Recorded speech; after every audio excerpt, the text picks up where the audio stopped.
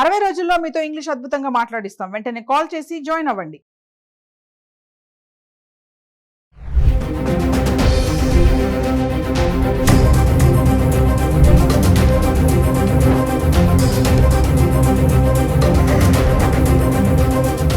Hello viewers, welcome back to Suman TV. ప్రస్తుతం మనతో పాటు ఉన్నారు 20 ఇయర్స్ నుంచి అమెరికాలో ఉంటున్నటువంటి ఎంఎన్సీ ఎగ్జిక్యూటివ్ వీరభద్ర సార్ గారు. సార్తో మాట్లాడండి. నమస్తే సార్. నమస్తే సార్, ఇప్పుడు ట్రంప్ ఒక అప్డేట్ ఇచ్చారు. H1B L1 వీసాస్ పైన ఈ ఇయర్ ఎలా వీసాలు రెన్యువల్ జారీ చేస్తున్నారు ఒక్కసారి 2025 నుంచి 26 వరకు. నేను నవ్వేది ఎందుకంటే ఇది ప్రతి సంవత్సరం జరిగే ప్రహసనమే.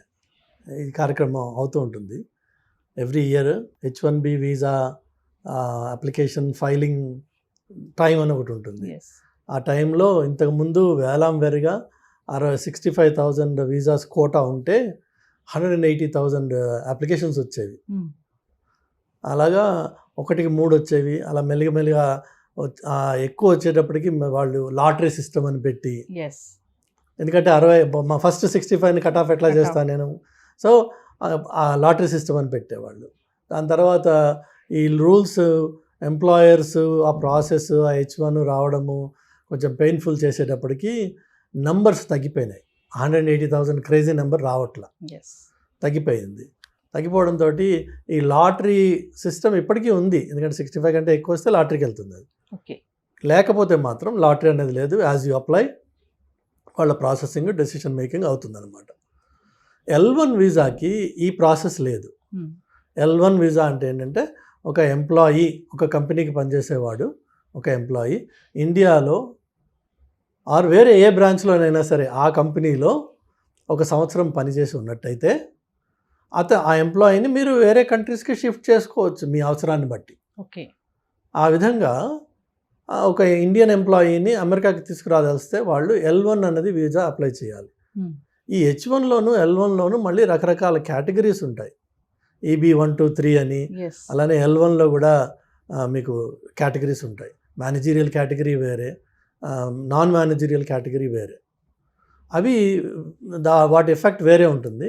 మనం we don't have to talk about it. But బ్రాడ్గా చూస్తే H1 L1. ఓకే, సో ఇది ఎవ్రీ ఇయర్ ఒక window of opportunity to apply. ఆ కోటా అయిపోగానే ఆ విండో క్లోజ్ చేస్తున్నారు. చేసేసి సబ్సీక్వెంట్గా మీకు డెసిషన్స్ వస్తూ ఉంటాయి. They will intimate to the employer who are sponsored H1 will get the information. తర్వాత దీని వ్యాలిడిటీ ఎప్పటి నుంచి వస్తుంది అంటే 1 అక్టోబర్, రాబోయే అక్టోబర్ నుంచి వీళ్ళకి validity, permit to travel. So even though మీకు H1 ఏప్రిల్లో వచ్చేసినా, ఏప్రిల్, మే, జూన్, జూలై ఏ టైంలో వచ్చినా మీరు ట్రావెల్ మాత్రం 1 అక్టోబర్ తర్వాత చేయొచ్చు. సో మీరు again try to understand this. రాబోయే అవసరం కోసం ఒక ఎంప్లాయర్ ఇప్పుడే నాకు ఇట్లా రాబోతోంది అవసరము, నాకు పలానా స్కిల్లో పలానా రిసోర్స్ కావాలి, నేను ఆల్రెడీ ఇక్కడ ప్రయత్నం చేశాను, నాకు దొరకలేదు లోకల్ మార్కెట్లో, కాబట్టి నేను అవుట్ సైడ్ మార్కెట్ కోసం వెళ్తున్నాను. ఇది రాబోయే నీడ్. ఒక్కొక్కసారి ఆ రాబోయే నీడ్స్ మారిపోతాయి, తారుమారు అవుతుంది. అయితే ఈ H1 వచ్చినా దానికి విలువ ఏముండదు. ఎందుకంటే వాడు చెప్పేస్తాడు, నాన్న H1 వచ్చాను నీకు, but unfortunately that requirement has changed, we don't need you anymore. ఈ H1 పనికిరాని కాగితం అయిపోతుంది. అంటే ముందు తీసుకున్నది ఎప్పుడు అక్టోబర్కి వెళ్ళాల్సింది ముందు తీసుకుంటారు కదా, అప్పటికి ఇది మారిపోవచ్చు. ఎనీథింగ్ కెన్ హ్యాపెన్ కదా మార్కెట్లో. ఇప్పుడు ట్రంప్ ఎఫెక్ట్ అనుకుందాం పోయి, ఆయన ఏదైనా చేశాడు, మారింది. సో ఈవెన్ మీకు ఏప్రిల్లో, ఇప్పుడు మార్చ్లో అప్లై చేసింది, ఏప్రిల్, మే, జూన్లో వచ్చేసిన బిట్వీన్ జూన్ అండ్ అక్టోబర్ మీకు ఎనీథింగ్ కెన్ హ్యాపెన్. ఒకటి అది. తర్వాత మీకు ఒకసారి ఈ H1 అప్లికేషన్ అప్రూవ్ అయిపోయాక మీకు వీసా I-797 అది అంటారు, నాకు ఎగ్జాక్ట్ నెంబర్ గుర్తులేదు, బట్ ప్రాబబ్లీ I-797 అది వస్తుంది. దాన్ని పట్టుకుని మనము స్టాంపింగ్ కోసం అని వెళ్తాము. వెళ్ళినప్పుడు ఆ విండోలో ఉన్న ఆఫీసరు మీకు ఎస్ అప్రూవ్ అని చెప్పి అనడానికి అంటాడని మనకి నమ్మకం లేదు. There is no guarantee. వాడు అక్కడ మళ్ళీ మిమ్మల్ని అడగచ్చు, which company, where you going, where going to work, where is your company located అని కొన్ని బేసిక్ డీటెయిల్స్.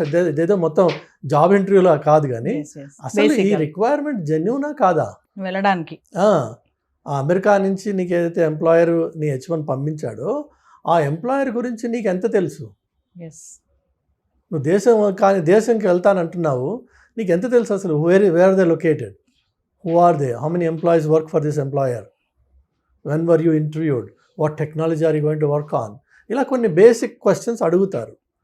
అని కొన్ని డామినేటింగ్గా అథారిటేటివ్గా అడగచ్చు, మనమేమో భయంగా వెళ్ళదు.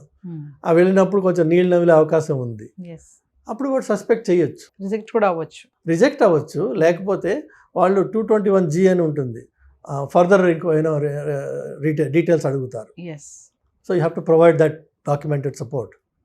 Then eventually they may approve చేస్తే మీరు 1 October తర్వాత ట్రావెల్ చేయొచ్చు. మామూలుగా రిజెక్ట్ కూడా అవుతాయి కదా అవుతాయి. ఈ ఇంటర్వ్యూలో అక్కడికి వెళ్ళినప్పుడు ఆ విండో దగ్గర మీరు నీళ్ళు నమిరారు అనుకోండి, మీరు you don't even sound like a technical guy. For example, ఇప్పుడు మనం అదే ఎంత అనుకున్నాం కదా, తెలుగులో నేర్చుకుని, తెలుగులో చదివి, తెలుగులో మాట్లాడి అన్న మామ తంబి అని తిరిగిన వాడు ఉన్నట్టుండి అక్కడికి వెళ్ళి ఆ విండో దగ్గర మీరు ఎక్స్ప్రెస్ చేయలేకపోతున్నారు. చేయలేకపోతే వాడు, if you are really that bad, Viva Harsha interviews ఉన్నాయి కదా, ఆ లెవెల్లో ఉన్నారనుకోండి, ఏం చేస్తారు? Will say sorry, I don't think you are the right guy, rejected. వాడికి ఏం తెలుసు రిజెక్టెడ్? నో, వాడికి తెలిసినంతలో నేను ఆల్రెడీ కనిపెట్టేశాడు వాడు కదా. ఇది ఒక ఎత్తు. రెండో ఎత్తు వచ్చి మీరు ఈ కాగితాలు, ఈ ఫైల్ చేసిన కట్ట అంతా పట్టుకుని ఒరిజినల్స్, డాక్యుమెంటెడ్ ప్రూఫ్ తోటి మీరు ట్రావెల్ చేస్తారు అమెరికాకి.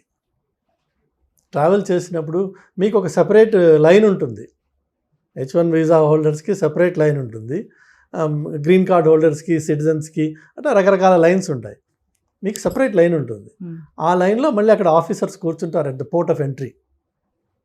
సో మీకు ఇక్కడ వీసా ఇచ్చిన అతను ఒక లెవెల్ ఇంటర్వ్యూ చేశాడు అనుకుందాం, ఆ పోర్ట్ ఆఫ్ ఎంట్రీలో వాడు కూడా బ్లైండ్గా నువ్వు వచ్చావా కాగితం చూపించి ముద్ర గుద్దేస్తా అని అండు.